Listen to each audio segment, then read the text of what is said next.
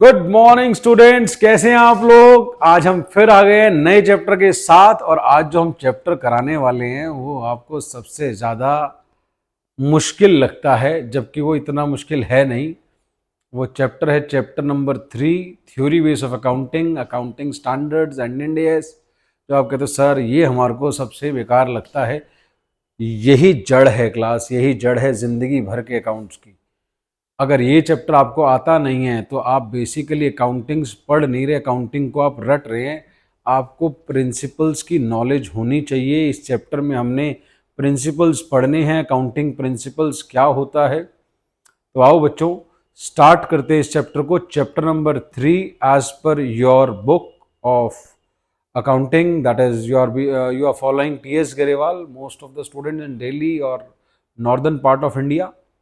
और अगर आप कोई और ऑथर की बुक फॉलो कर रहे हैं, स्कूल में कोई और ऑथर की बुक फॉलो करा रहे हैं, तो चैप्टर होगा, नाम हो सकता है थोड़ा बहुत इधर उधर कर दिया हो या चैप्टर का नंबर चेंज कर दिया हो। तो स्टार्ट करते हैं बच्चों, चैप्टर नंबर 3। चैप्टर 3 में बच्चों क्या है, चैप्टर 3 के अंदर हम बेसिकली प्रिंसिपल्स पढ़ने वाले हैं, अजम्पशंस पढ़ने वाले हैं। अब क्वेश्चन ये उठता है, सर अकाउंटिंग प्रिंसिपल होता क्या है। बेटा अकाउंटिंग प्रिंसिपल एक रूल्स गाइडलाइंस है। दीज आर द रूल्स जिसके अंदर हमें अकाउंटिंग करनी है। तो अकाउंटिंग प्रिंसिपल्स आप कह सकते हैं आर द रूल्स और guidelines which are followed by an enterprise for the preparation and presentation of financial statements। और आप डेफिनेशन और कोई भी लिख सकते हैं जो आपकी बुक में लिखी हैं कि अकाउंटिंग प्रिंसिपल्स या generally accepted accounting principles are the guidelines rules within which accounting operates and financial statements are prepared. तो आओ बच्चों मीनिंग देखते हैं आपकी बुक में क्या लिखा है। Generally accepted accounting principles, these are the rules और guidelines within which accounting operates and financial statements are prepared। आप इसको और डेफिनेशन भी दे सकते हैं, 3-4 मीनिंग दे रखे हैं। आप इसको बेसिकली समझे, ये बेसिकली हमारे को एक पाथ दिखा रहा है, भैया अकाउंटिंग ऐसे करनी है ताकि सबकी अकाउंटिंग एक स्टैंडर्डाइज्ड हो, कंपैरिजन किया जा सके। दैट इज वाई एक फ्रेमवर्क दिया गया है कि जिसके अंदर आपको अकाउंटिंग करनी है। और सबको हम बोलते हैं भाई यही फॉलो करो और रोज रोज चेंज मत करो अपने जो रूल्स प्रिंसिपल्स आप फॉलो कर रहे हो। तो अकाउंटिंग प्रिंसिपल्स बेसिकली दो भाग्स में कैटेगराइज हैं, दो हिस्सों में कैटेगराइज है। This is divided into two, that is accounting concepts and accounting conventions. Accounting concepts क्या है, अजम्पशंस, बेसिक अजम्पशंस जो हम फॉलो करते हैं। जो अकाउंटिंग की बेसिक अजम्पशंस 3 होती हैं। तो accounting concepts are the basic assumptions, fundamental assumptions और proposition within which the accounting operates. तो वो कौन कौन सी हैं, that is accrual concept, going concern concept और कंसिस्टेंसी। तो हमने 3 बेसिक अजम्पशंस फॉलो करनी है अकाउंटिंग करते समय। तो accounting concepts are the basic assumption और fundamental proposition within which accounting operates. तो ये बेसिक फंडामेंटल अजम्पशन भी बोलते हैं इनको हम कंसेप्ट्स को। और ये आउटकम है हमारा, कन्वेंशंस क्या है, जो प्रिंसिपल्स हमने फॉलो करे और उनका जो रिजल्ट आया, that is accounting convention. Accounting convention are the outcome of accounting principle being followed by the enterprise over a period of time. तो ये उसका रिजल्ट है अकाउंटिंग कन्वेंशंस, जो हमने प्रिंसिपल्स प्रैक्टिसेस फॉलो करी। और अकाउंटिंग कंसेप्ट्स क्या हैं, फंडामेंटल अजम्पशंस हैं जो हमें फॉलो करनी है अकाउंटिंग करते समय, जिसमें हम अकाउंटिंग ऑपरेट करेंगे। तो within which accounting operates. तो these are the fundamental assumptions और proposition within which accounting operates. यानी हमने इनको फॉलो करना है। क्या क्या थी ये, क्या क्या थी, अभी हम बाद में भी करेंगे जब चैप्टर कर रहे होंगे। accrual, गोइंग कंसर्न और कंसिस्टेंसी।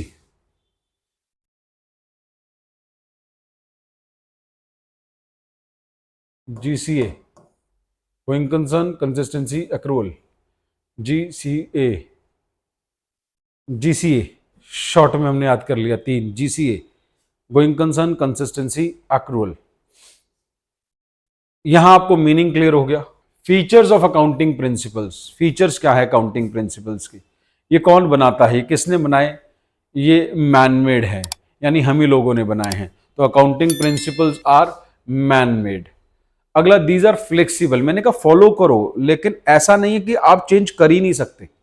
देयर आर सर्कमस्टांसेस जब आप अपनी पॉलिसीज चेंज कर सकते हो। तो these are flexible to some extent, but recommendatory यही है कि जो आपने फॉलो कर लिया उसे चेंज मत करो, but these are flexible. These are generally accepted.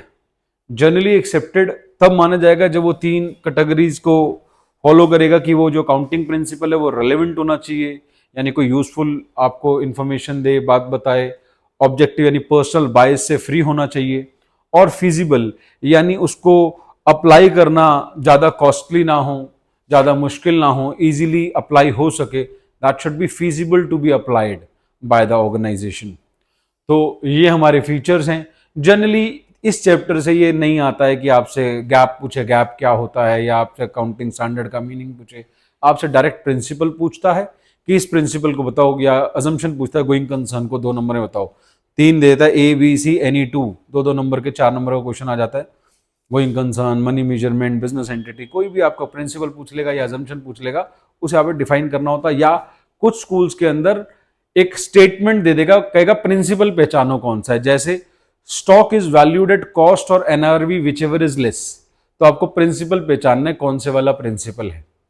या आपको कहेगा machinery is shown in the books at a price paid for it. Principle का नाम बोलो, 4 ऑप्शन ऑब्जेक्टिव टाइप बोल देगा, या कहेगा प्रिंसिपल का नाम बताओ। तो आपको प्रिंसिपल का नाम बताना होगा, या ऑब्जेक्टिव टाइप में एक आंसर होगा, वो टिक लगाना होगा। तो इसके अंदर ऑब्जेक्टिव टाइप भी बन सकते हैं, और 1 मार्कर भी आ सकता है पहचानने वाला, और डिफाइन करने वाला भी 2 नंबर या 3 नंबर का कंसेप्ट भी आ सकता है कि शॉर्ट नोट लिखो। तो इस तरह के क्वेश्चन इस चैप्टर में बन सकते हैं।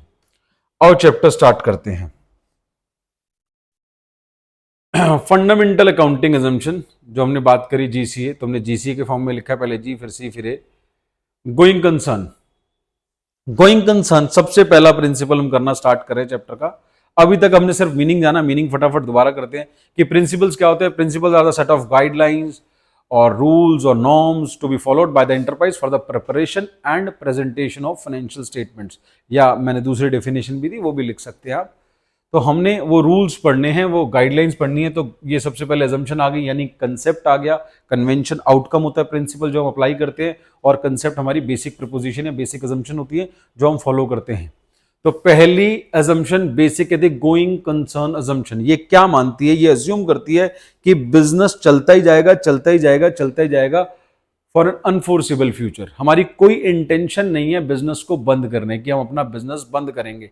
यही वो अजम्पशन है जिसके बेसिस पर हम डिफरेंशिएट कर पाते हैं कैपिटल एक्सपेंडिचर क्या है और रेवेन्यू एक्सपेंडिचर क्या है। नहीं तो सारे ही खर्चे होते हैं, गाड़ी भी खर्चा ही होती। अगर ये अजम्पशन ना होती तो गाड़ी जो आप असेट बनाते हो आज तक, वो गाड़ी असेट ना होती, वो गाड़ी भी खर्चा होती। इसी अजम्पशन की वजह से गाड़ी असेट है, क्योंकि हमने कहा कि हमारा बिजनेस चलता ही जाएगा। तो हमने आज गाड़ी को असेट क्यों माना, क्योंकि हमें 5 साल 10 साल तक का बेनिफिट देगी। तो हमारे दिमाग में क्या चल रहा है कि हमारा बिजनेस चलता ही जाएगा, इसलिए गाड़ी को हमने असेट बनाया है। नहीं तो लिक्विडेशन बेसिस पे अकाउंटिंग करनी पड़ती और हर असेट को रियलाइजेबल वैल्यू पर दिखाना पड़ता, कितने की बिकेगी। तो हमने उसको अपनी कॉस्ट पर दिखाया, और गोइंग कंसर्न अजम्पशन की वजह से हमने उसे कैपिटल एक्सपेंडिचर और रेवेन्यू एक्सपेंडिचर में डिस्टिंक्शन कर पाए। तो ये क्या कहती है, अकॉर्डिंग टू दिस अजम्पशन ये माना जाएगा कि बिजनेस कंटिन्यू होगा, business shall continue for a foreseeable future, for a foreseeable future. Foreseeable future तक बिजनेस कंटिन्यू होगा, and there is no intention to close the business. तो गोइंग कंसर्न क्या करे, according to this assumption it is assume that business shall continue for a foreseeable future and there is no intention to close the business. हमारी कोई intention नहीं है कि हम business को बंद करेंगे, हमारा बिजनेस चलता ही जाएगा, चलता ही जाएगा और चलता ही जाएगा। हम ये इंटेंशन से बिजनेस को स्टार्ट करें, इसी की वजह से हमने गाड़ी को असेट बनाया। It is because of this concept A distinction is made between capital expenditure and revenue expenditure. On the basis of this concept, total cost of the fixed asset is not treated as expense in the year of purchase. इसी के basis पर हम ये मानते हैं कि जो total of the fix cost asset है, जो हमने 10 लाख की गाड़ी खरीदी, वो हमने एक्सपेंस नहीं बनाई, is not treated as an expense, इसको हमने असेट बनाया। इसको हमने असेट बनाया। क्यों असेट बनाया? क्योंकि हमारा ये प्रिंसिपल कहता था हमारा जो बिजनेस है वो चलते जाएगा चलते जाएगा चलते जाएगा, यानी हमारे को जो सर्विस मिलेंगी असेट की वो 1 साल से ज्यादा मिलेंगी, और जब वो 1 साल से ज्यादा मिलेंगी उसका बेनिफिट अगले साल तक जाएगा। तो बैलेंस शीट में हमने उसको असेट शो किया इसी की वजह से, नहीं तो हमारे लिए सारी चीजें ही खर्चा हो जाती। समझ आ गया आपको? तो अब प्रश्न ये उठता कि सर मुझे यहां से याद करना है या मेरे स्कूल टीचर ने नोट्स लिखवाए? मैंने ये नोट्स बुक से ही बनाया बच्चों, ये आपकी बुक के ही नोट्स हैं, बस मैंने इसको पॉइंट वाइज कन्वर्ट कर दिया है। तो कोई भी इसके मार्क्स नहीं काटेगा। आप दिखा सकते हैं कि मैम ये नोट्स हमने बनाए हैं, या अपने टीचर को दिखा सकते हैं ये मैंने कहीं अपनी तरफ से नहीं बनाया, किताबों के ही नोट्स हैं, बस इजी कर दिया है point wise, that's it, nothing else is done.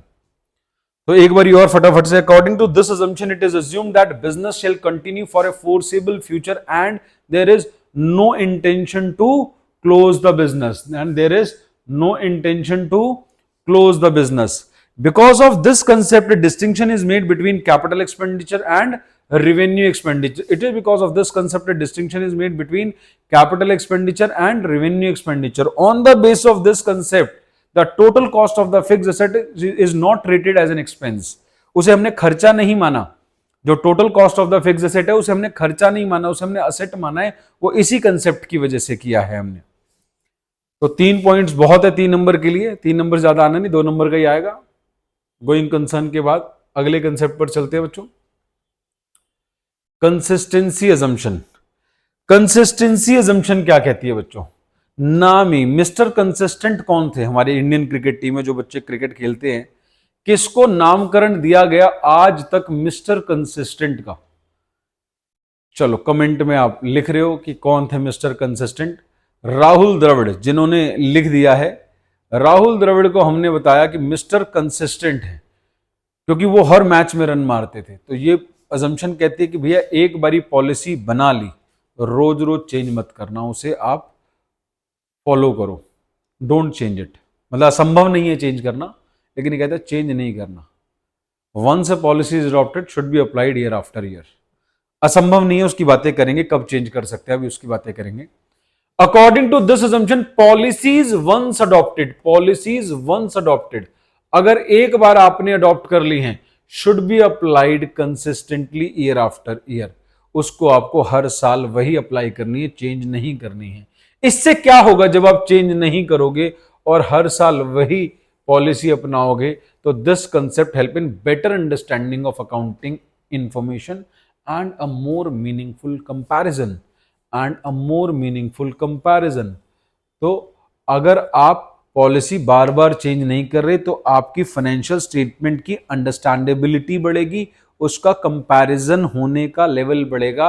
मैं 2 कंपनियों को कंपैरिजन कर पाऊंगा, मैं उसका उससे कंपैरिजन कर पाऊंगा, इंट्राफर्म और इंटरफर्म कंपैरिजन कहते हैं इसे।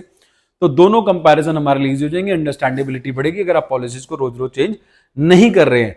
इसकी इंपॉर्टेंस, इस कंसेप्ट की इंपॉर्टेंस और ज्यादा बढ़ जाएगी जब ऑल्टरनेटिव अकाउंटिंग प्रैक्टिसेस अवेलेबल होती हैं, क्योंकि किसी भी चीज की वैल्यू तब बढ़ती है जब आपके पास ऑल्टरनेटिव्स अवेलेबल हैं और तब उसके बावजूद भी आप उसी के साथ जा रहे हो।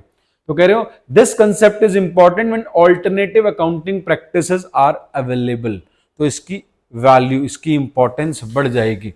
तो this concept is important when alternative accounting practices are available, क्योंकि वहीं तो लगेगा जहां 4 ऑप्शन है, कौन सा अप्लाई करूं, तभी तो इसकी इंपॉर्टेंट, तभी तो ये इंपॉर्टेंट है कि 4 ऑप्शन में भी वही फॉलो करो जो आपने पिछले साल किया था। कंसिस्टेंसी, पिछले साल जो फॉलो किया, टेंशन ना लो 4 में से कौन सा, वही फॉलो करो जो आपके पास पिछले साल था। तो दिस कंसेप्ट इज इंपॉर्टेंट। इसकी जरूरत कब पड़ती है? जब आपके पास ऑप्शन आते हैं कि ये लू, ये लू, ये लू, ये लू, कौन सी पॉलिसी लू। कोई टेंशन ना लो, जो पिछले साल फॉलो करी थी वही फॉलो करो। तो this concept is important when alternatives are available. Example दे रखे हैं, ये अभी नहीं समझ आएंगे एग्जांपल, क्योंकि ये 15-16 चैप्टर है। Method of depreciation, WDV and SLM, written down value और स्ट्रेट लाइन मेथड, दोनों आपके पास अवेलेबल है। आप कोई भी यूज कर सकते हो, लेकिन आप कौन सा यूज करोगे? जो आपने पिछले साल यूज किया था। आप अपनी पॉलिसी चेंज नहीं करोगे। तो इसकी इंपॉर्टेंस बढ़ गई जब ऑल्टरनेटिव्स अवेलेबल थे। ऑल्टरनेटिव्स अवेलेबल थे तब भी आप इसी के साथ रहे, तो आपने टेंशन नहीं लेनी है। तो जब ऑल्टरनेटिव्स अवेलेबल हैं तब इसकी इंपॉर्टेंस और बढ़ गई है।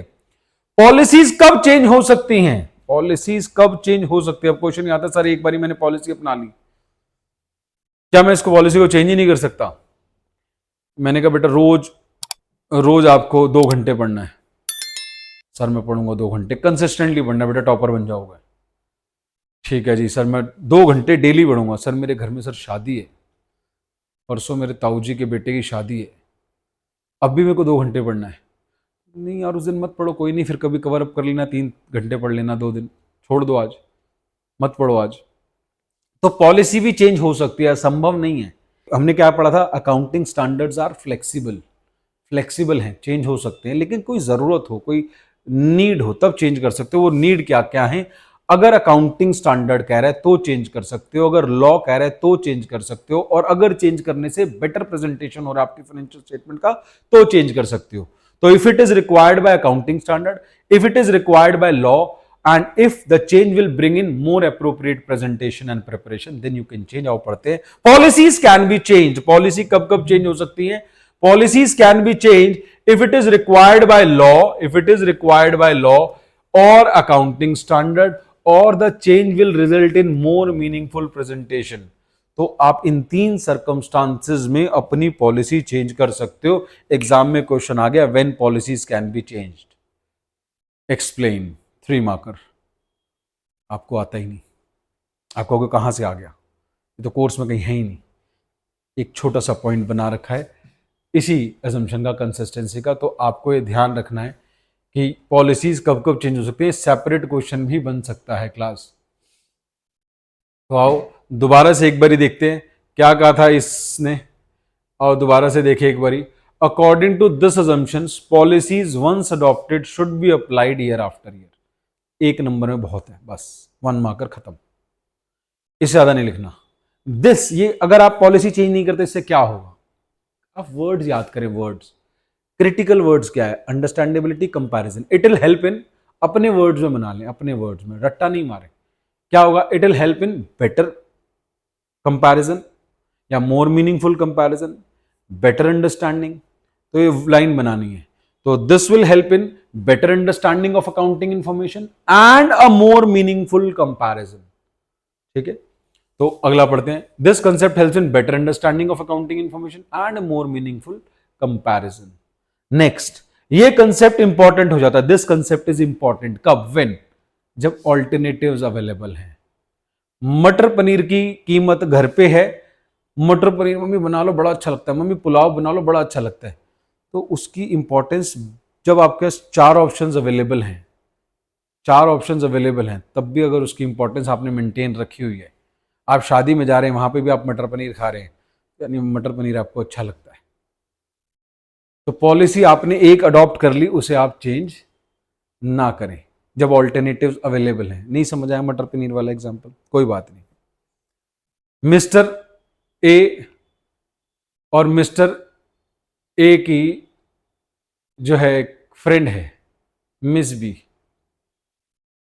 मिस बी उसे बहुत अच्छी लगती है, मिस बी उसे बहुत अच्छी लगती है, दोनों की शादी होने वाली है, दोनों की शादी होने वाली है।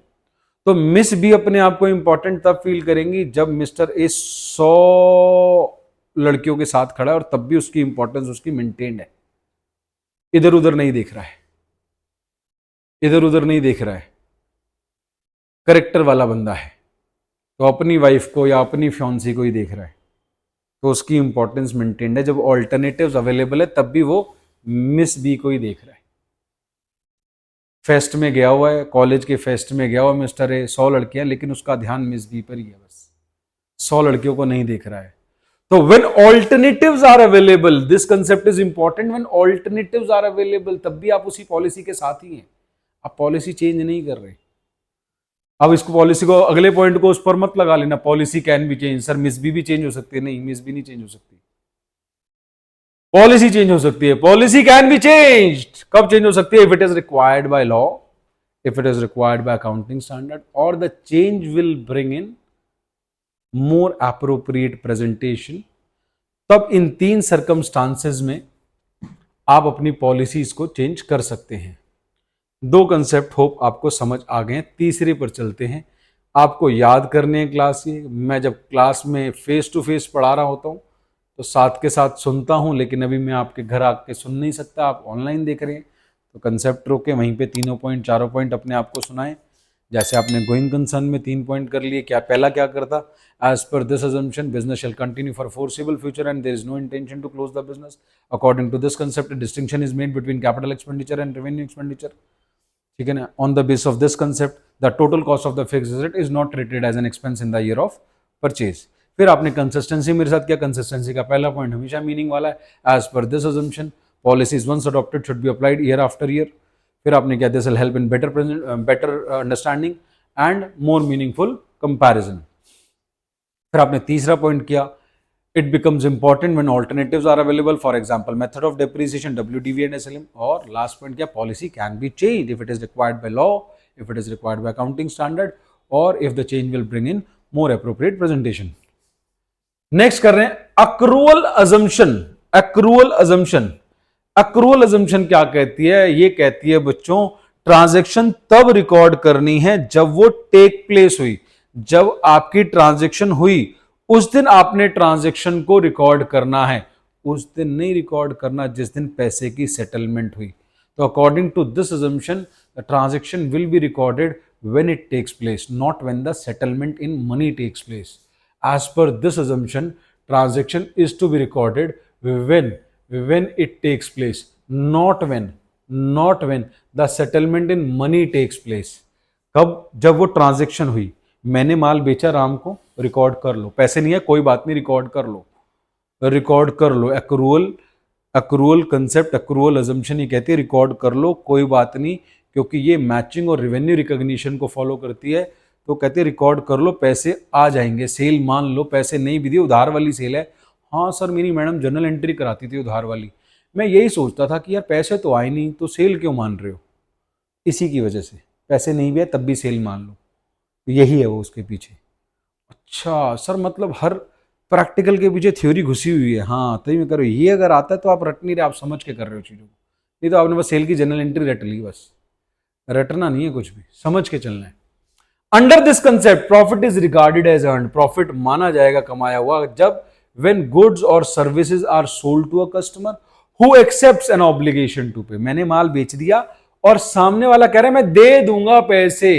अंडर दिस कंसेप्ट मैंने इसको माल बेचा मिस्टर ए को और उसने कहा दे दूंगा, तो प्रॉफिट रिगार्ड कर लिया, profit is regarded as earned, मैंने उसकी एंट्री मार दी सेल की। Under this concept profit is regarded as earned when goods और services are sold to a customer. Goods और सर्विसेज एक कस्टमर को बेची जिसने, हु, कस्टमर की बात कर रहा है, हु एक्सेप्ट मानता है वो, ऑब्लिगेशन टू पे कि उसने मेरे पैसे देने हैं, वो मान रहा है कोई बात नहीं यार 10 दिन बाद दे दियो, तो प्रॉफिट रिकॉग्नाइज कर लिया मैंने। एग्जाम्पल, अगर आपने गुड्स फरवरी के महीने में बेचे और पैसे मई के महीने में आए हैं, if goods are sold in फरवरी और पैसे मई के महीने में, या इसमें अप्रैल लिखा हुआ है हमने, अप्रैल मान लो मई मान लो, तो सेल कब की रिकॉर्ड करी जाएगी, सेल उस दिन की रिकॉर्ड करी जाएगी जिस दिन आपने सेल करी थी। आपने सेल कब करी थी, फरवरी में करी थी, सेल रिकॉर्ड कर लो। Profit is regarded as earned when goods और services are sold to a customer who accepts obligation to pay. मैंने माल बेचा, वो कह रहे मैं दे दूंगा पैसे, इसको रिकॉर्ड कर लो भैया। समझ आ रही है बात, मस्त वाली। कह रहे सर ऐसी क्लास हमारे को मिल जाए तो मजा ही आ जाए, तो फटाफट से लाइक करो क्लास को, कमेंट करो बढ़िया वाली, और दोस्तों को शेयर करो। भाई चैप्टर 3 नहीं आता, ये चैप्टर 3 की मस्त वाली वीडियो यूट्यूब के इस चैनल पर है। क्लियर? तो आपने 3 कंसेप्ट कर लिए हैं, अगला अकाउंटिंग प्रिंसिपल करना है। पहले आप ये 3 कंसेप्ट याद करेंगे, अगली क्लास के अंदर मैं आपको अकाउंटिंग प्रिंसिपल कराना शुरू करूंगा।